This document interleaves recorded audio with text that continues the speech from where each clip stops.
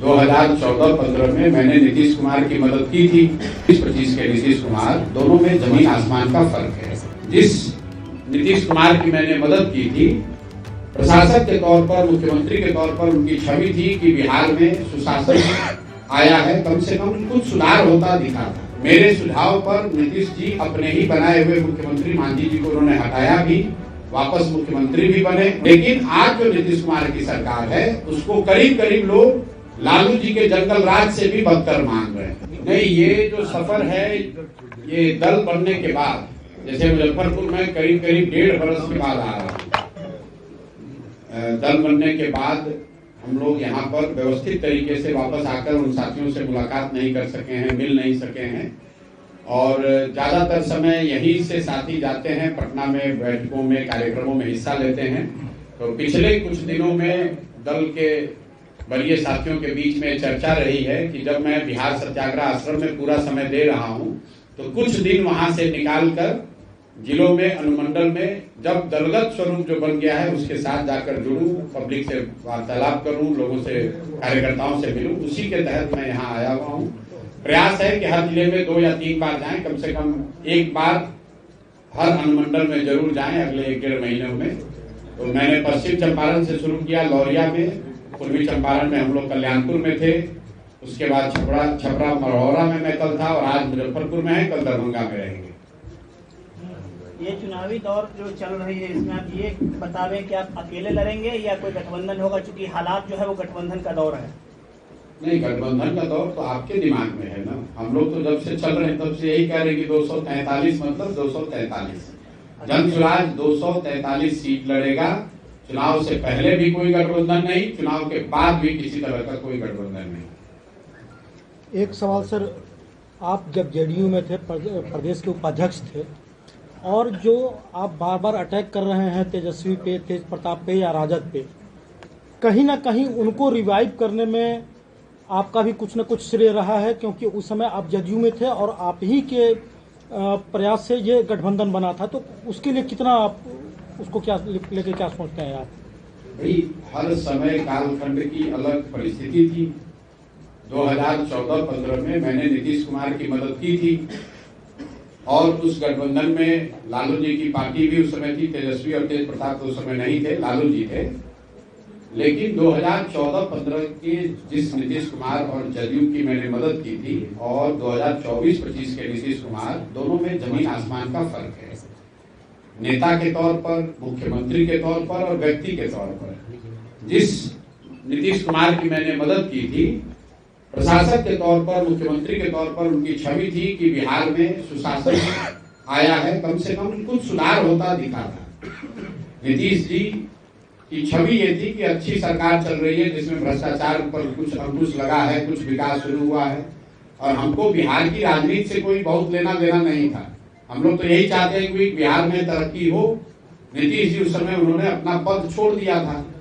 नीतीश जी चुनाव नहीं हारे थे, नीतीश जी के दल को लोकसभा में झटका लगा था।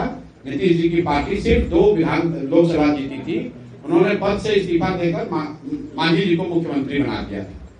नीतीश बाबू नवंबर 2014 में हमसे मिलने दिल्ली आए। उनको किसी ने कहा था कि नरेंद्र मोदी का जो अभियान चला है, ये करने वाला लड़का बिहार का है। जब नीतीश बाबू हमसे मिले तो मैंने उनसे यही आग्रह किया, एक तरह से सवाल भी किया कि आप बिहार के मुख्यमंत्री थे, जनता ने तो लोकसभा में जदयू को हराया है, आप मुख्यमंत्री पद क्यों छोड़ दिए? उनका ये जवाब था कि हमने इतना काम किया, इसके बावजूद जनता ने वोट नहीं दिया, तो मेरा पद पे रहना नहीं बनता है। मेरा सुझाव ये था कि आप वापस मुख्यमंत्री पद पर रहिए, और चुनाव लड़ने की जो बात है उसमें जो मदद हो सकती है वो हम लोग करेंगे। मेरे सुझाव पर नीतीश जी अपने ही बनाए हुए मुख्यमंत्री मांझी जी को उन्होंने हटाया भी, वापस मुख्यमंत्री भी बने। उनका प्रेस कॉन्फ्रेंस जाकर देख लीजिएगा। बिहार की जनता से उन्होंने माफी भी मांगी, क्योंकि लोकतंत्र में आपको ये अधिकार नहीं है कि आपको मुख्यमंत्री जनता ने बनाया, आप हटा के किसी दूसरे को बना दीजिए। लोकतंत्र में आपका अधिकार नहीं है। तो इस बात के लिए नीतीश कुमार ने माफी भी मांगी, वापस मुख्यमंत्री बने। जब वो मुख्यमंत्री बन गए तो मैंने उनकी मदद की, और उस मदद की वजह से या कुछ उसमें मेरा भी योगदान रहा, वो लोग जीत कर भी आए, उसमें कोई दिक्कत नहीं है। लेकिन आज जो नीतीश कुमार की सरकार है, उसको करीब करीब लोग लालू जी के जंगल राज से भी बदतर मांग रहे हैं। लोग बता रहे हैं कि लालू जी के टाइम में अपराधियों का जंगल राज था, अब आज जो नीतीश कुमार है ये अधिकारियों का जंगल राज है। दूसरी बात, नेता के तौर पर जिस नीतीश कुमार की मैंने 14-15 मदद की थी, वो नीतीश कुमार थे जिन्होंने गैसल पश्चिम बंगाल में एक रेल दुर्घटना हुई थी, नीतीश बाबू तब रेल मंत्री थे, इन्होंने अपने पद से इस्तीफा दिया, वाजपेयी साहब ने इनका इस्तीफा मंजूर नहीं किया।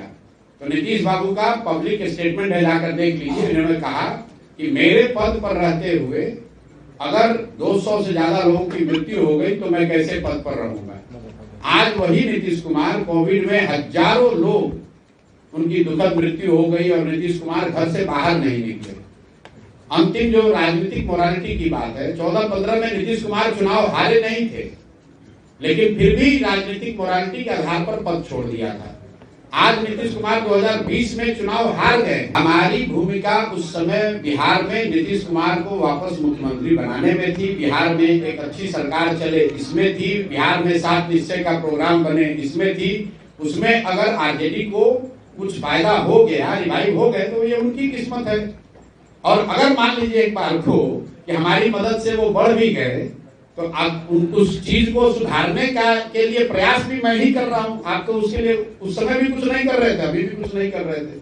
अगर 15 को मेरी गलती मान भी लीजिए, तो भी 25 में उसको सुधारने के लिए अपने जीवन का सब कुछ दांव पर लगाकर मैं ही तो प्रयास कर रहा हूँ।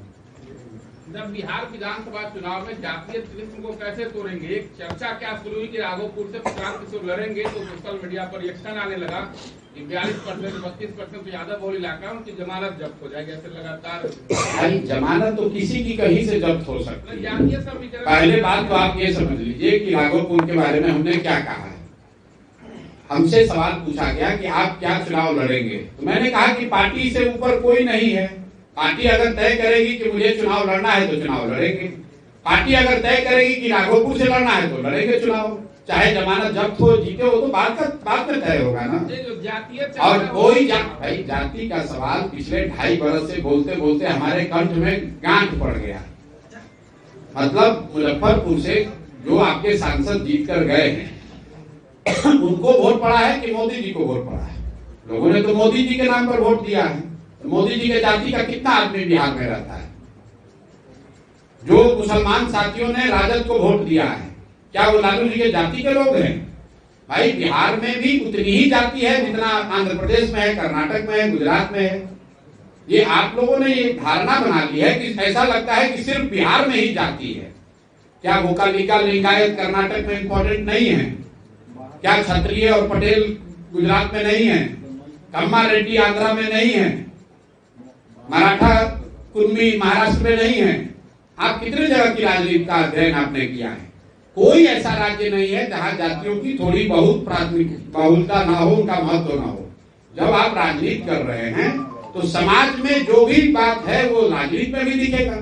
समाज में जाति है तो राजनीति में जाति दिखेगी। समाज में भ्रष्टाचार है तो राजनीति में भ्रष्टाचार दिखेगा। समाज में हिंदू मुस्लिम सांप्रदायिकता है तो राजनीति में भी दिखेगा। इसका मतलब ये थोड़ी है कि कोई राजनीति में प्रयास नहीं करेगा।